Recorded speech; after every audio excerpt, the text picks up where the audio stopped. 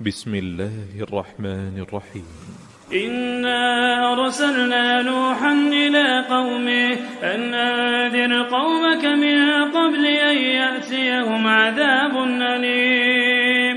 قال يا قوم إني لكم نذير مبين أن اعبدوا الله واتقوه وأطيعون يغفر لكم من ذنوبكم ويؤخركم إلى أجل مسمى إن أجل الله إذا جاء لا يؤخر لو كنتم تعلمون. قال رب إني دعوت قومي ليلا ونهارا فلم يزدهم دعائي إلا فرارا وإني كلما دعوتهم لتغفر لهم جعلوا أصابعهم في آذانهم واستغشوا ثيابهم وأصروا واستكبروا استكبارا ثم إني دعوتهم جهارا ثم إني أعلنت لهم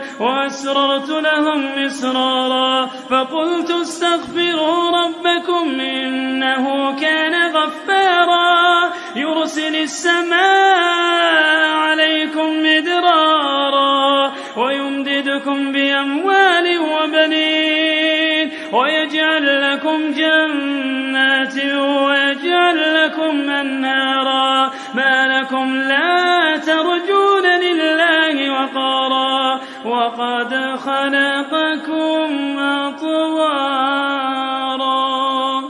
ألم تروا كيف خلق الله 7 سماوات طباقا وجعل القمر فيهن نورا وجعل الشمس سراجا والله أنبتكم من الأرض نباتا ثم يعيدكم فيها ويخرجكم إخراجا والله جعل لكم الأرض بساطا لتسلكوا منها سبلا فجاجا.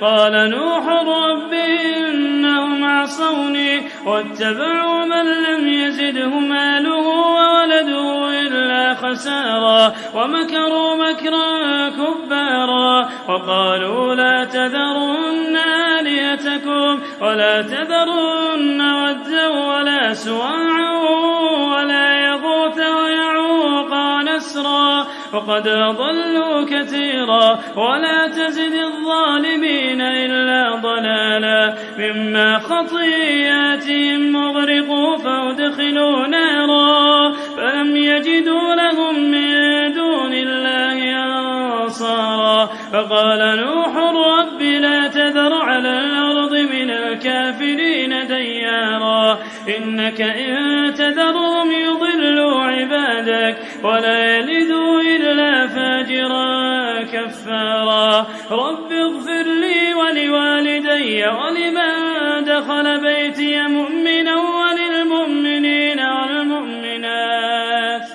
ولا تزد الظالمين